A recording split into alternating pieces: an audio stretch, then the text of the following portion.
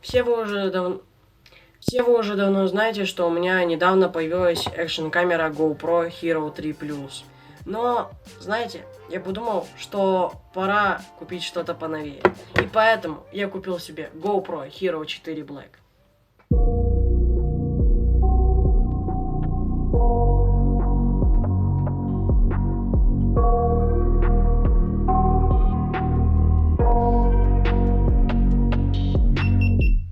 I got nightmares in my head, I fear that the thoughts build up until I can't hear, that my mind fills up. А вы думаете, Максим, зачем ты ее купил, если у тебя есть третья?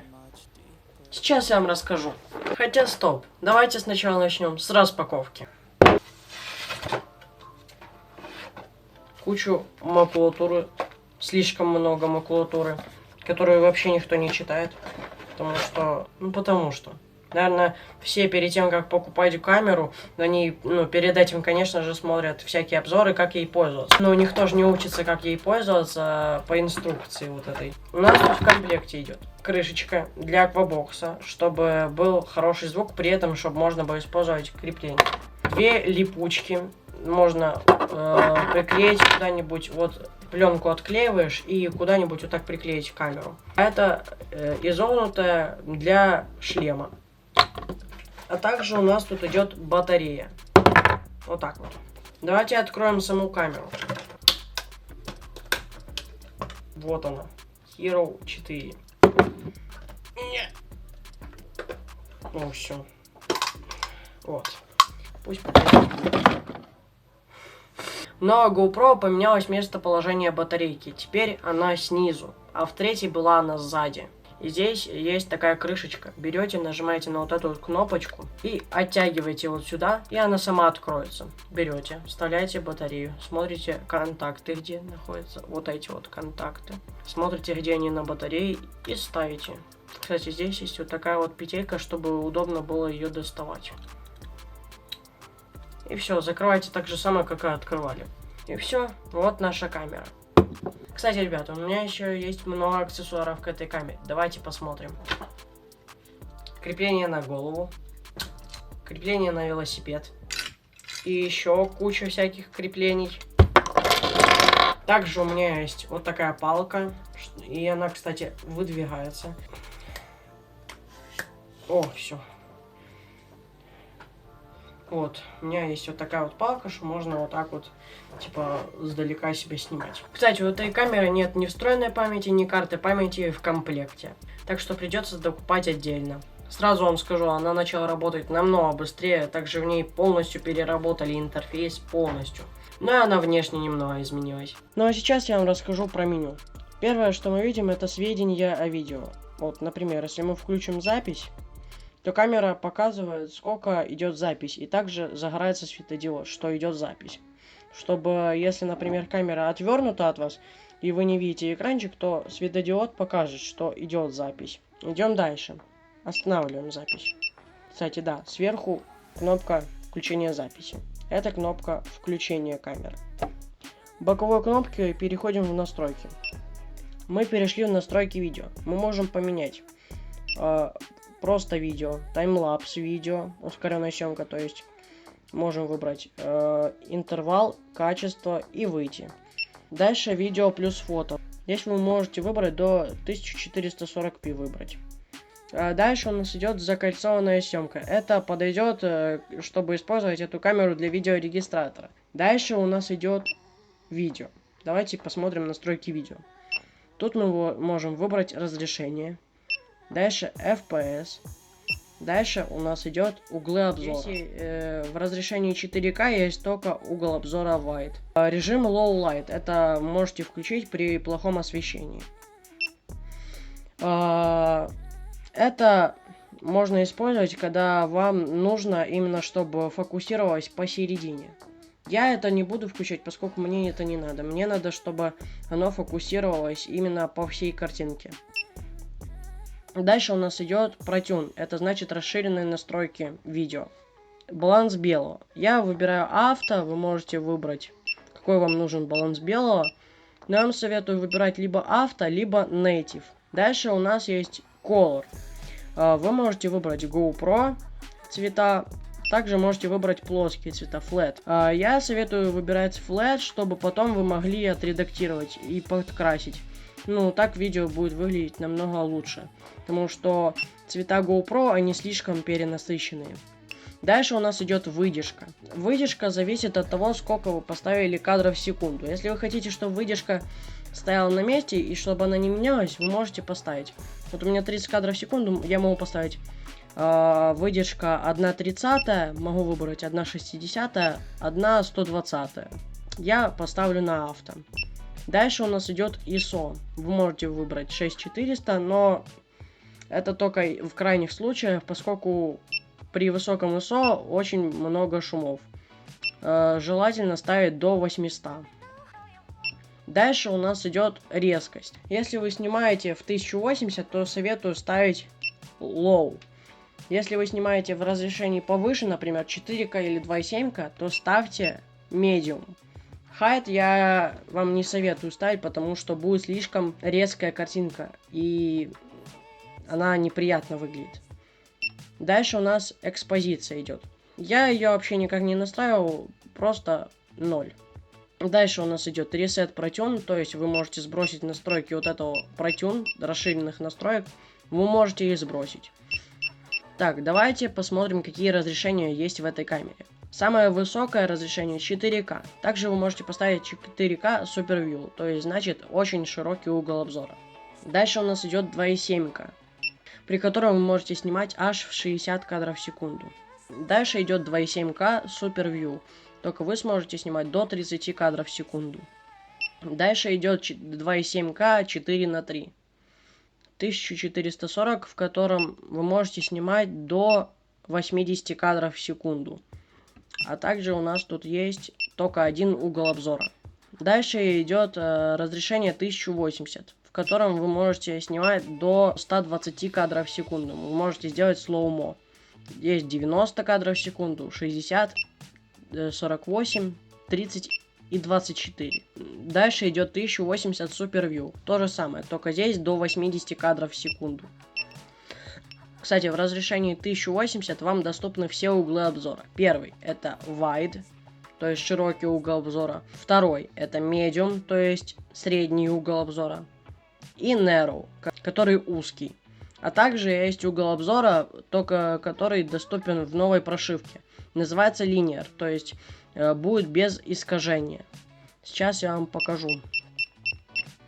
Этот угол обзора Linear доступен в 2.7К и в 1080. Вот видите, L. То есть у вас не будет рыбьего глаза.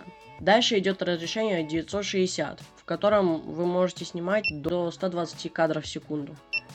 Дальше идет разрешение 720, в котором вы можете снимать аж в 240 кадров в секунду. Только при этом вы сможете снимать только в угле обзора Narrow, то есть узкий.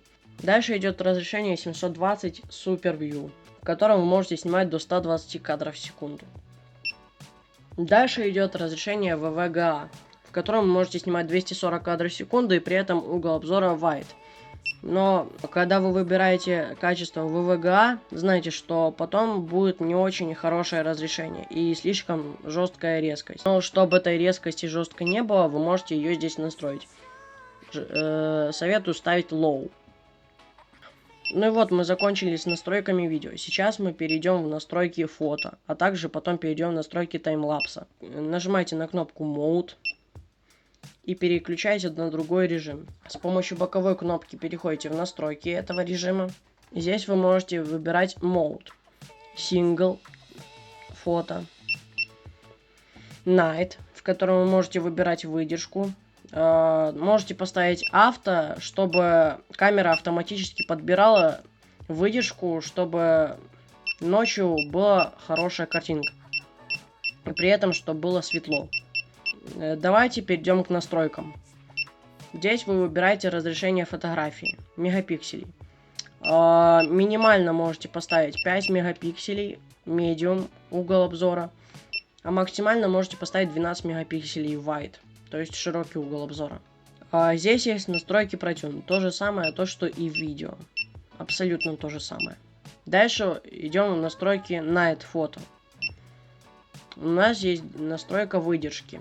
Я, наверное, советую вам ставить авто, но если вам надо сфотографировать звезды, то советую ставить либо же 15, 20 или 30 секунд. Вот, 15, 20 или 30 секунд. То же самое разрешение выбираете, здесь как хотите. Дальше идут опять же настройки ProTune. Желательно выставлять максимально ISO 200, но не больше, потому что будет много шумов. Дальше вы можете тоже сбросить настройки ProTune и выйти. Выходим. Дальше переключаем опять же режим. И видите, у нас переключилось на мультишот. Боковой кнопкой переходите в настройки этого режима. У нас тут есть burst, то есть серийная съемка, то есть это когда вы можете сделать много фотографий за какое-то время. Дальше у нас есть таймлапс. Первое, вы выбираете интервал. Дальше у нас есть разрешение, то же самое. Дальше идет ProTune. Тоже можете настраивать здесь все, как вам надо. Дальше у нас идет режим Night Lapse. Здесь все абсолютно то же самое, как в режиме Night Photo. Только здесь у вас будет из этих фотографий ночных скрепляться видео, которое вы скрепите на монтаже. Здесь то же самое, выдержка, я советую выбирать, наверное, авто, либо же как хотите, можете поставить 30 секунд. Дальше у нас идет интервал, советую ставить continuous, то есть интервал соответственно с выдержкой. Дальше идут тоже разрешение и настройки ProTune. Здесь все то же самое, то что и в Night Photo. Дальше нажимаем еще раз кнопку Mode и переходим в Setup. Дальше вы можете настроить здесь Wi-Fi, включить и выключить. Вот, заходите в Wi-Fi, и выбираете мод, например, GoPro App, или, например, если вы хотите подключить пульт дистанционного управления. Я отключу Wi-Fi, поскольку он мне сейчас не нужен. Дальше у нас идет Orientation. Если вы вдруг снимаете камерой вверх ногами, то если вы можете неправильно как-то поставить камеру, то советую ставить авто. Либо же, если вы перевернули камеру вот так вот и снимаете, то ставьте down. То есть у вас перевернется изображение в экранчике, а также перевернется само изображение видео. Я поставлю up, поскольку мне такое не надо пока. Default mode. Вы можете здесь поставить, какой режим у вас будет автоматически включаться, когда вы включаете камеру. У меня стоит видео, но здесь уже как вам надо. Дальше у нас идет Quick Capture. Сейчас я вам объясню, что это такое. Quick Capture — это если вам надо сразу включить запись, не включая камеру, а потом включить запись. Quick Capture — это то есть вы включаете кнопку записи, и камера сразу включается и начинает запись. Дальше у нас настройка светодиодов, сколько будет гореть светодиодов. У меня стоит максимум 4. Дальше у нас есть звук. Здесь вы можете поставить выключить 100% и 70%. У меня стоит 70%. Видеоформат. У меня стоит NTSC. Можете поставить PAL. Но у меня стоит NTSC. OCD — это если вы подключите дисплей сзади. Вот здесь. Вот сюда подключите дисплей. Тогда включите эту функцию. У меня она пока включена, поскольку я планирую себе его докупить. Дальше у нас идет автовыключение. Вы здесь его можете включить, у меня он отключен. Вы можете поставить, чтобы он выключался через 1 минуту, 2 минуты, 3 минуты, 5 минут. И выключить. У меня оно выключено. Дальше у нас идет дата. Думаю, как устанавливать дату, вам не надо объяснять. Дальше вы можете удалить видео с карты памяти. Можете удалить последнее и полностью все удалить. Выходим. Дальше вы можете сбросить камеру до заводских настроек. Нажимаете Reset Cam. И вы можете сбросить камеру, можете сбросить Wi-Fi. Но мне это не надо, я выхожу. Дальше у нас идет настройка языка. У нас тут есть какой-то непонятный язык и английский. Все. У меня стоит английский. Нажимаем выход. Ну и в общем, я вот все вам рассказал про меню. Ну и все, ребята, я вам объяснил все насчет меню. Сейчас я вам покажу, как она снимает.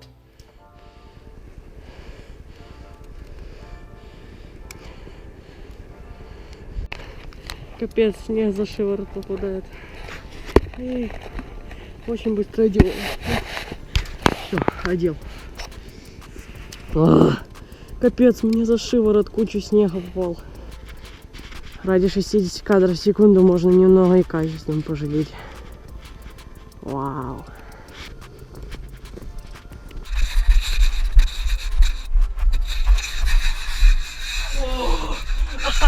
Я чуть не упал.